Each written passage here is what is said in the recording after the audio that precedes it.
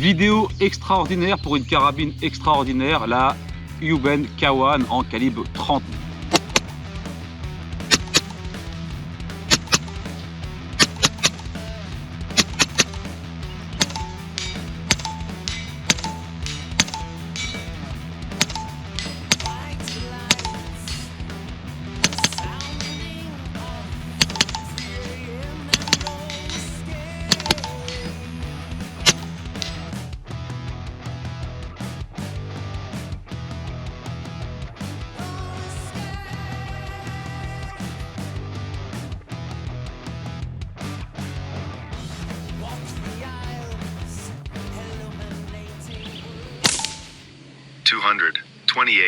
Last bullet. 228 mètres secondes et donc 76,1 joules.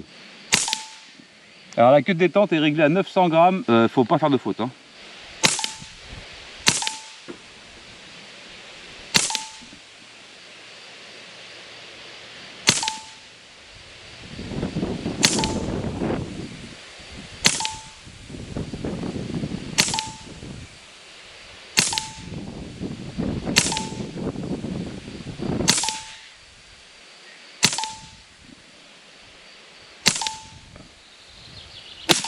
Ok, terminé. 15 plombs d'autonomie, chargeur arrière comme son petit frère le pistolet GK1 que vous connaissez, qui existe en 5.5, 6.35 et 7.62. Pareil pour le pistolet, exactement pareil pour la carabine. Sauf que là, on dispose d'un canon de 55 cm, ce qui n'est pas négligeable. On va avoir un réservoir de 300 cc.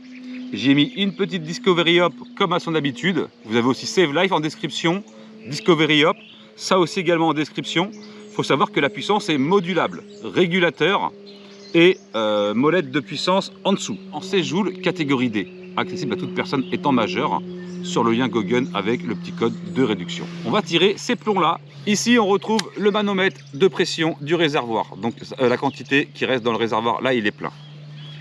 Ici, tu vas retrouver la molette pour ajuster la puissance. Là, je l'ai réglé à environ 75 joules, je crois. Ici, tu as le manomètre pour la pression du régulateur.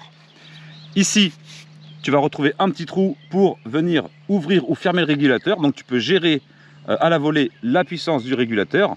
Et comme je disais, la molette de puissance ici. Plus tu vas fermer, plus tu vas visser, plus tu vas diminuer la puissance, plus tu vas ouvrir, plus tu vas augmenter la puissance.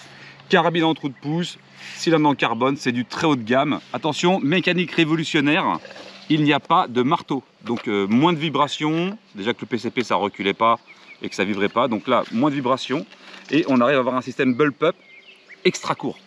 La carabine ne fait à peine que 85 cm d'encombrement, ce qui est vraiment très faible. Tu lèves ton loquet, hop, et tu viens mettre tes 15 plombs. Contenance 15 plombs pour le calibre 30. Tu as 17 plombs pour le calibre 6.35 et 19 pour le calibre 5.5. J'avais testé sur la chaîne là, même en calibre 5.5. J'avais beaucoup apprécié. Et là, on va voir si avec ces plombs en 30, bon, plus costaud, ça fait la différence. Alors, il faut savoir qu'on peut monter à plus de 120 joules hein, avec celle-ci. Donc là, tu vois, regarde, ça pivote à chaque fois. Viens voir, approche-toi. N'aie pas peur, je ne vais pas te mordre. Tu peux t'abonner et laisser un petit like aussi, ça fait plaisir. Donc ici, tac, tu pivotes. Hop, et tu viens mettre tes plombs. Une fois que tout est mis, tu vérifies que ça pivote bien. Et on est bon. Ici, tu viens refermer ton petit loquet, mais tu le claques pas, tu le fermes doucement, puisque c'est de la belle mécanique. Ici, crâne sûreté, feu, et on ferme. Ok, système sans marteau. Tu vas apprécier l'assemblage. Tu n'as qu'un clips pour la démonter. Et le débridage se fait sans aucun souci. Je vous referai un tuto puisque le débridage a changé. Il est ultra simple. C'est parti, let's go. On va mettre la caméra de cible en route et on est parti pour le tir. Poids 3,5 kg sur la balance. Elle est ultra silencieuse puisque le canon est déjà silencieux lui-même. On peut venir ajouter encore une fois un autre réducteur de son. Mais là, on l'entend quasiment pas. On entend plus la mécanique qu'autre chose. On fait un centre cible. Je vais modifier ma parallaxe rapidement. Parce qu'à mon avis, je suis bien plus loin. Et oui, forcément, sinon je vais voir flou. Centre cible, et on voit que ça tombe.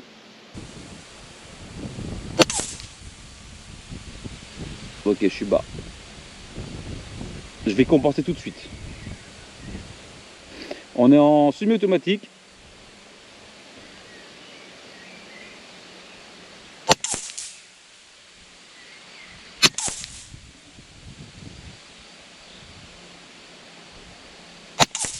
Alors j'ai vraiment pas un support stable, il bouge dans tous les sens.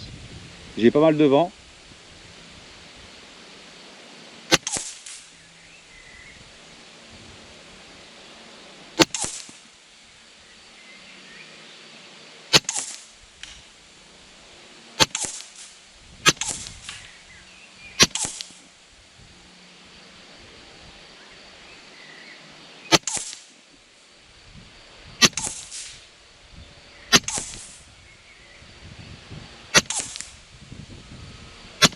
Ok, terminé pour ces 15 tirs. C'est plutôt correct. Si je pouvais bloquer ma carabine, ce serait le top. Mais pour l'instant, je peux pas. On va passer aux 80 mètres. Je n'ai toujours pas rechargé. Et on est encore une fois, encore bien haut. Donc comme elle est régulée, on peut faire... Alors on a fait déjà 30 tirs. Je pense qu'on peut faire environ 60 tirs sans baisser la puissance. Allez, on va faire un bon 45-50 tirs sans aller trop loin, sans s'enflammer. Ouais, ça tombe pas mal.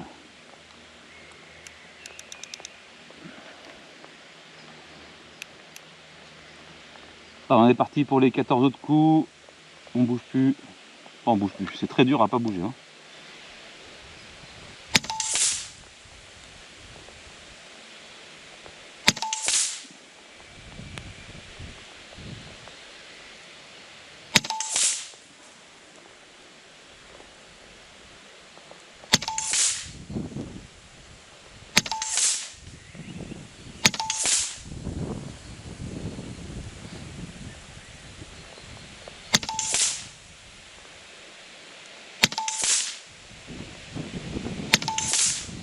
Il faudrait une meilleure stabilisation parce que j'ai des micro-tremblements, ce qui fait que je reste pas dans mon mille.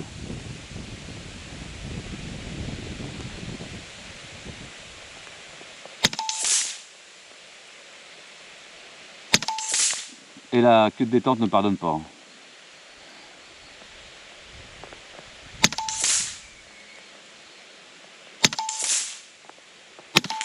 Ok, terminé. Et maintenant, on va s'amuser un peu avec les gongs rapidement pour cette dernière salve. Donc là, on pense en sûreté. On vient enquiller les plombs. Il pleut. Je ne sais pas si vous voyez, la carabine est trempée. Je suis trempé, ça vaut un petit like, un petit pouce, un petit boost. Et ça fait plaisir. Voilà, simplement. Alors, c'est un investissement. Mais depuis que j'ai essayé du Yuben, hein, que ce soit en pistolet ou en carabine, j'ai pas trouvé mieux. Voilà, en tout cas au niveau qualité, précision, etc. Parce que là, sachez que, regardez mon support de tir. Si je me mettais sur un chevalet, je ferais du trou dans trou en fait. Et je le sais, parce que je le ressens dans mes tirs. Et ce qui est bien, c'est surtout qu'ils l'ont passé en catégorie D et les gens peuvent l'acheter. Pour le débridage, c'est vraiment très simple. Tu fais sauter la goupille qui est ici. Ici, dans la vis à laine, que tu peux peut-être entrevoir ici, je pense que tu peux l'entrevoir dedans, c'est un truc en caoutchouc que tu vires avec une aiguille. Et pareil pour ici, tu vires avec une aiguille, il n'y a plus de perçage ou quoi à faire comme avant. Et ça, c'est petite nouveauté qui fait plaisir. Allez, on va démonter les gongs. De toute façon, il y aura d'autres vidéos hein, sur cette carabine, évidemment. C'est pas ça qui manque. Je vais essayer de la customiser un petit peu plus, de lui mettre un petit picat ici, là. De lui fixer un petit picatine ici pour lui mettre un bipied. Je pense qu'on sera pas mal si on fait ça. Allez, let's go. On met en route. Les gongs sont là-bas. Normalement, on est bien réglé. Parti, go.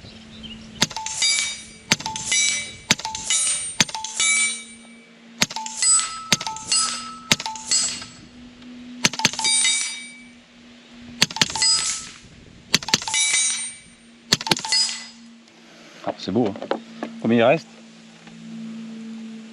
On est à 200 bars. On peut encore aller lui titiller un petit chouïa. On va essayer de faire un truc tout bête. On va faire un truc tout bête, c'est qu'on va essayer d'arroser la cible à 80 mètres. Alors de l'arroser, quand je parle de l'arroser, c'est vraiment faire des doubles tapes, triple tapes et envoyer en semi-auto pour voir si on garde une précision ou si ça commence à foutre le bazar. Okay, parce que son avantage aussi, c'est d'être en semi-auto, contrairement à d'autres, pas de réarmement manuel.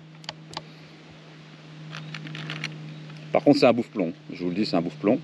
Là, on est à 70 joules, 76 joules, 75 joules.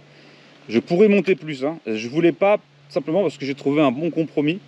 Et je pense que la pousser trop dans ses retranchements, même si c'est fait pour, la mettre à 100 joules, parce qu'on pourrait tirer à 100 joules, mais on aurait déjà moins d'autonomie, donc moins de plaisir. Parce que là, on va quand même enquiller le 4e chargeur, donc ça veut dire 60 coups d'autonomie, avec une puissance qui ne oscille pas. On reste régulier. Ça se vend en cible, hein. Si on avait perdu, on aurait eu une chute. Là, c'est absolument pas le cas. Donc pour moi, ça reste un superbe produit. Ok. Allez, c'est parti. On envoie sur la cible là-bas.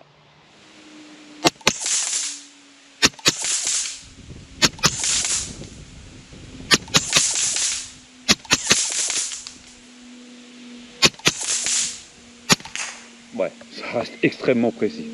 Ok, aucun bruit d'ailleurs. Et ce qu'on va faire, c'est qu'on va tout de suite la mettre en full power, juste pour 3 plombs. Et vous allez voir ce que ça peut donner en termes de puissance dans les gongs. On va lui mettre 5 plombs pour la finir. Éviter de vidanger complètement le réservoir, ça veut dire de l'emmener à zéro. C'est là où il y aura des petits soucis. Pareil au niveau des plombs, c'est très capricieux. Ne mettez pas des plombs trop longs. Essayez de bien les enfoncer. Parce que sinon, c'est la catastrophe. Okay. Donc là, j'ai mis quelques plombs. Je vais ouvrir ma molette en dessous. Donc je vais venir ouvrir encore. Et là, ça va taper. Là, ça tape.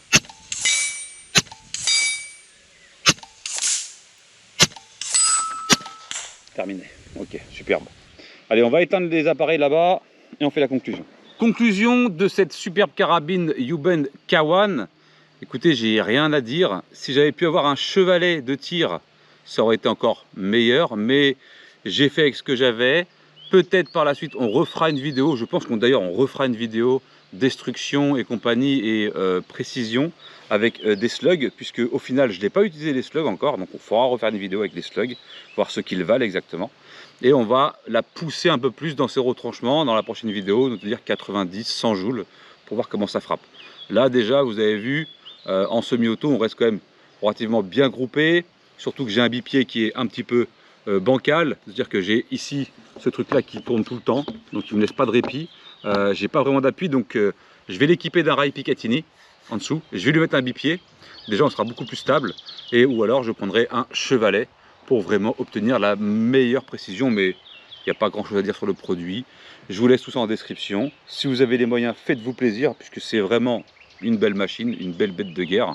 Et encore une fois, lunettes Save Life ou Discovery Up qui fonctionnent très bien. Ça, c'est en description. Et sur Gogun, 16 joules, catégorie D, petit lien avec code de réduction 10%. C'est pas négligeable. Et vous avez le 4 fois PayPal. Je crois qu'il y a le 4 fois PayPal sur Gogun. Donc c'est plutôt correct, ok. C'est un bel achat, ça se garde une vie. Système sans marteau, comme je l'ai dit, donc moins de vibrations, moins d'entretien, moins de problèmes, tout simplement, ok. Merci, à plus, tchuss.